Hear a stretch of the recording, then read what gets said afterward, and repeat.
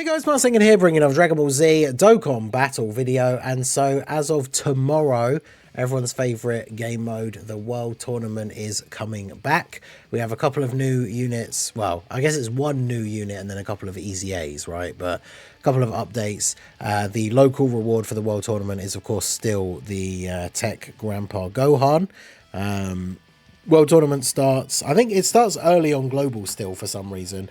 Starts at like 6 AM UK time, and I think for JP it's like 7:30 or something. But of course JP, despite the release schedule still being synced, the World Tournaments do start on the same day, but JP's is still a day shorter, I believe, which is odd. I'm not really sure why they decided not to sync these up in any way and make them the same, but I guess it is what it is, right? More punishment for Global to endure. I will be live all throughout the weekend, as always, doing the World Tournament weekend subathon event. So do swing by the stream. We'll be live Friday, Saturday and Sunday for extended lengths of time, depending on how many of the goals we hit during the streams. I have been essentially baited into promising Festival of Battles challenges of the viewer's choice if we are hitting the goals on the World Tournament stream. So do come and check it out. But we're going to go through the new Krillin here, the EZAs, talk a little bit about like the ranking rewards and stuff again, just for those of you guys who are unclear. And yeah, World Tournament will be kicking off tomorrow. So this new Krillin, as far as I'm aware, like he's not a new World Tournament actual card, right? They haven't done one of those for quite a while now. He's basically just a new unit that is coming out that will be on the DB Saga banner that's available during the World Tournament with the specific tickets, which is kind of annoying when they add units to that, because the rate for pulling SSRs on that banner is not very good, let alone like the featured and everything. So there have been ones in the past where even after having saved up tickets for a while, they've added a new unit. I've used my tickets on that banner and like not pulled the new character. So realistically, like, we watching this video, this Krillin, I've not looked at his details yet, but whether he's good or not, chances are a lot of people watching this are not even going to get him regardless, even if you do summon on that banner. But he's a super type or super tech types lead for 2 key and 70%. I'm not sure why they even bother with leader skills like this now. Like, why is he not just super type 70%? Like 70% is too low for anything like of actual difficulty in the current meta. Why is it restricted even more to super tech? Right, like this guy's not going to get a TUR awakening for who knows how long at this point, right? But his super attack is the Kamehameha, which greatly raises attack and defense for 1 turn, does supreme damage. So he's got a good super attack effect at least. Attack and defense 150, tournament participant allies 1 key and 20% defense, additional 1 key and attack and defense 20% for characters who are in the World Tournament category. So for World Tournament specifically, it will be 2 key, 20% attack and 40% defense, which is pretty good. When HP is 90% or less, he gets an extra 100% attack and defense, 70% or less, an extra 100% attack and defense. When attacking with 12 or more key, gets another 150% attack and defense, and then has a great chance of attack 200% when HP is 50% or less. And then when there is a tournament participant's enemy, he gets 30% attack and 40% defense when attacking. So interesting, because a lot of these stats are going to be tied to you being on low health, which is not ideal. The 150% on attack is obviously good. And then he's got a little bit of extra attack and defense when attacking if you've got a specific enemy, which I guess, to be fair, in some of the difficult content, right, we're fighting characters from like the Tournament of Power in some of the new red zones from the anniversary. But obviously, you know, being an unawakened UR, he's not going to have particularly high stats. So on any turn where you're at 91% HP or above, his stats are going to be incredibly low. He's got only 6 links, because obviously he's not an awakened character. He's on the sort of categories we would expect for like a youth Krillin. And then his link partners are going to be other Dragon Ball Saga characters. So realistically, there's nothing really all that crazy about this guy. He is one of those, will he be okay in the future when he gets an awakening kind of thing, let alone even an EZA. He doesn't even have a TUR awakening. So like I say, a lot of people watching this video, you're not even going to get him anyway. But yeah, you're not really missing out on anything. Now, the EZAs. World Tournament EZAs have been hit or miss ever since they started doing them. There's only ever really been like 1 or 2, maybe 3 at a push that were kind of usable on release. So let's see what we got for this tech base Gotenks. So again, he's a super tech types lead, 3 key 90%. His super attack, he does infinitely stack. So there you go, Festival of Battles unit right there. Supreme damage to the enemy, lowers defense. He gets attack and defense 100%. He changes AGL orbs to tech. He gives youth allies 1 attack 20%, defense 10%. Fusion allies 1 key, attack 20% and defense 10%. So obviously youth fusion characters, 2 key, 40% attack, 20% defense. If he gets 3 or more orbs, he gets 100% attack and defense. 3 or more tech orbs specifically, he gets an additional attack that has a medium chance to become a super. Then 5 or more tech orbs launch an additional attack that has a high chance to become a super. And that's it, right? So again, with these World Tournament EZAs, it's like, why are they holding back on them this much, right? Like 3 orbs is not, I guess, super difficult to get, but why is it only a medium chance? It should be like the 3 orbs should be high chance and the 5 orbs should be great chance or even just guaranteed, right? Because remember, these World Tournament units are essentially free-to-play characters, right? They have lower stats. They never really go too crazy with the passives. Like, this guy could be, unironically, a good like unit for the new event with the long stacking. He changes orbs, which is helpful to everyone else on the team. He's supporting fusion, which is helpful to a bunch of the characters on the team as well. But the problem is, in the early turns, even if you are getting the orbs, if he's only doing 1 super every turn, especially with having those lower free-to-play stats, he's not going to build up to the kind of level that you want him to be near the end. So it begs the question with characters like this, it's like, what are they for? Like, what is their design? Now, you could run him on the new Tech Vegito or AGL Gogeta team for things like red zones and stuff like that. He's not going to have a lot of time to stack in those events, but he's going to be providing a little bit of support. I mean, if you get the turn where he gets his 3 supers off, it'd be interesting to see what his defense will get up to, but it's not going to be stacking up super quickly.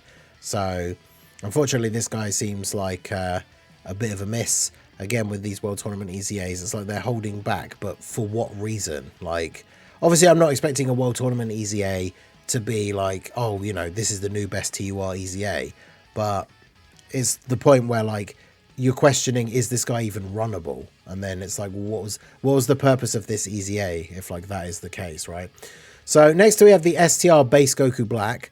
I know people were pretty underwhelmed with this guy on his initial release, so let's see what he does. He's an extreme STR lead for 3 key and 120.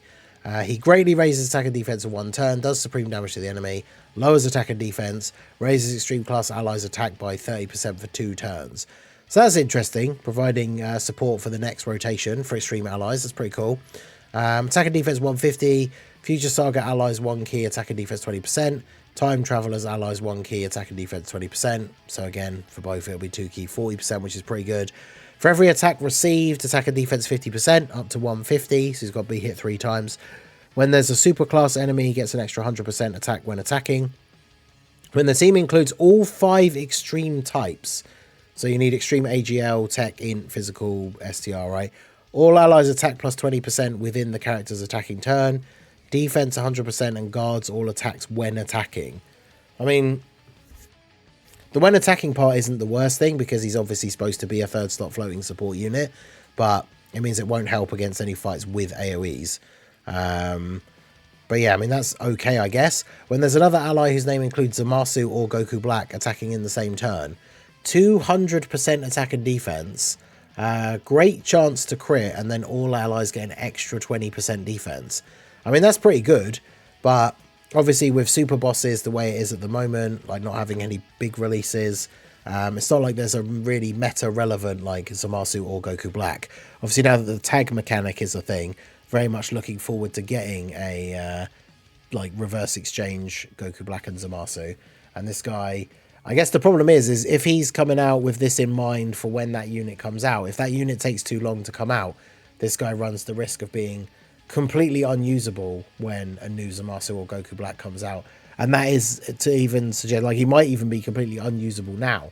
I mean, attack and defense 150 start of turn, then he has to get hit to build up, but he wants to be in slot 3. I mean, I guess he's going to be post-super, so he's going to have a bit of extra defense, and he guards. 100% defense when attacking is obviously good, because it gives him quite a significant buff. I mean, there could be some events where he could be useful for these kind of teams, and I do like the giving the extra bit of support for allies for the next rotation after he supers, but again, there's nothing... He doesn't, like, blow me away, right? Like, the hardest events will blow him away, that's for sure. Like, his defense, he's got no damage reduction. He has guard, at least, but because he doesn't have any sort of permanent stacking or anything, even with a Zamasu or Goku Black on the turn and post-super, he's probably not even getting over 1 million defense, and so 1 million defense plus guard is not enough to cut it against some of the tougher bosses. And again, if he has to wait a while for a new good Zamasu or Goku Black to come out, then potentially, you know, he's just going to have aged out even more, which is unfortunate. And then lastly, we have the full power Jackie Chan. So hopefully, I'm really hoping, because again, I hadn't read these guys' details before doing the video. I'm hoping that this guy is good, because obviously Dragon Ball Saga getting some buffs with the new Kid Goku. So we'll see. He's a physical types lead, 3 key, 100%. The leader skills for all these guys kind of suck. It doesn't really matter too much. He greatly raises attack and defense for 1 turn on super, supreme damage, and greatly lowers defense. I mean, the greatly lowers defense is not really important, but yeah, greatly raising attack and defense on super is good. Then we've got key 3, attack and defense 100%. All allies key 3. Then we've got Kamehameha allies get 40% attack, Dragon Ball Saga allies get 40% defense, and then Earthlings allies get 5% crit chance. So that's good, because characters like, you know, I mean, obviously the new Goku isn't on Kamehameha, but DB Saga Kamehameha characters will be getting 40% attack and defense, which is pretty good. Earthlings with the 5% crit chance is nice. The start of each turn, he gets an extra 50% attack and defense, up to 150%. When attacking with 12 or more key, he gets attack and defense 150%. So again, on super, these big buffs are really good, right? Because they can really raise that defense up a decent amount. When there's a Turtle School ally on the team, changes key spheres of a certain type physical excluded to rainbow. So he's a rainbow orb changer. For every rainbow orb obtained, he gets 10% damage reduction. So that's pretty good. Obviously, you know, on average, you're getting like 2 or 3, maybe 4 if you're lucky, and very rarely 5. So we're really only looking at, on average, 20 to 30% damage reduction, maybe 40, but still good to have. When HP is 50% or less, he will change all key spheres from physical to rainbow, and then 150% attack, high chance of performing a crit, and all allies attack and defense 20% for 2 turns. So bearing in mind, if you have a Turtle School ally, he's creating rainbow orbs of a certain type from not physical orbs anyway, and then he's changing all the physical orbs to rainbow as well, which means on that turn, you're very likely to be able to get 4 or even 5 rainbow orbs. He's getting a little bit of extra defense, because he would get the all allies attack and defense 20% as well, but obviously the biggest problem is no guard, little bit of damage reduction. Again, like, his post-super defense might be able to get up to a decently high amount, especially with, like, an additional, but he's not going to be tanking, like, these biggest boss super attacks.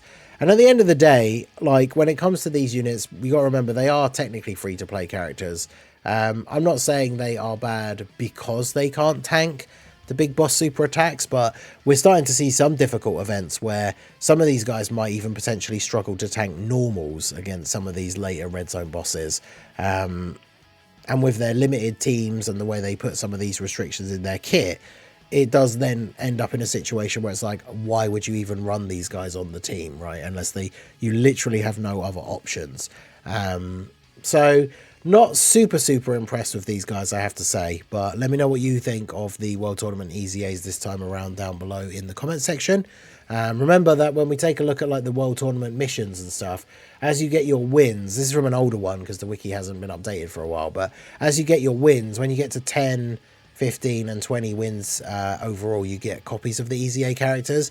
Now, they should only be giving out the Gotenks and the Goku Black, because for the DB Saga banner ones, like the Full Power Roshi, they don't, which is kind of annoying because it means he gets his EZA, but if you don't have him, you can only get him from that DB Saga banner. But you'll be able to get the Gotenks and the Goku Black from getting your wins. You also get copies from getting the wins in a row as well. So if you get your 20 wins and you get them all done in a row without losing in between, you'll get 2 copies of both the EZA, like the Goku Black and the Gotenks, which is pretty decent. And then obviously you've got your few missions that we get early on to get some of the orbs and everything. A lot of people stop at the was it 23 million points is the last one where you get a couple of stones, and then if you go from 23 up to 30 million you just get some kais. On average, I think now that you can start at times 30, it takes around 3 hours or so to get to 30 million points, as long as you're not losing like in between. And obviously you could spread this across the whole weekend rather than doing it in one go. So in order to beat all the missions, get the kais, get the stones, get a couple of copies of the EZA characters, you're going to be looking at like around an hour or so each of the 3 days of play, which isn't too bad. Still quite a lot, but you know, at least it's still not as bad as the Tournament of Battles, the Festival of Battles. But I don't know, let me know what you guys think down below. So what are your thoughts? What do you think of the World Tournament EZAs? Are you going to be grinding this World Tournament? Are you going to do your usual, if that's you, and get those like 23 or 30 million points and then stop? Like I say, I will be live all across the weekend, so we will be going for as high a placement as we can get in that time. I haven't finished #1 in the local for a fair few World Tournaments now, so it would be nice to actually get 2 copies of Grandpa Gohan, but I guess we'll see how it goes. So let me know all your guys' thoughts on the upcoming World Tournament down below in the comment section. So that is going to be it for the video, guys. This has been the Masked Ningen. Smash that like button, subscribe to the channel if you are new. Check out the links down below, and I will see you all again soon. Have a good one.